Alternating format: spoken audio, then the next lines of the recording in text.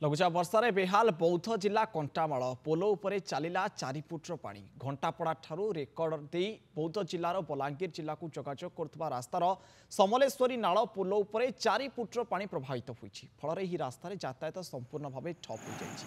गतकाली राति कंटामाल अंचल में कालबैशाखी प्राक मौसुमी वर्षा हेबा फल नाल उपरे पानी प्रभावित होईछि जहा फल घंटापड़ा बुलताजोर जोगाजोग विच्छिन्न होईछि। गाड़ी मोटर चलाचल संपूर्ण भाव ठप हो जाइछि।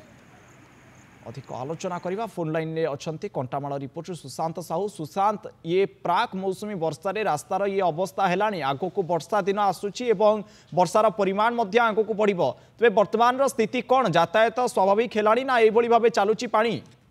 देखो अलौकिक वर्तमान वर्षा आरंभ होनी वर्षा आरंभ जदि एपरी अवस्था आग को सबू बाकी अच्छी सब वर्षा ऋतु बाकी अच्छी।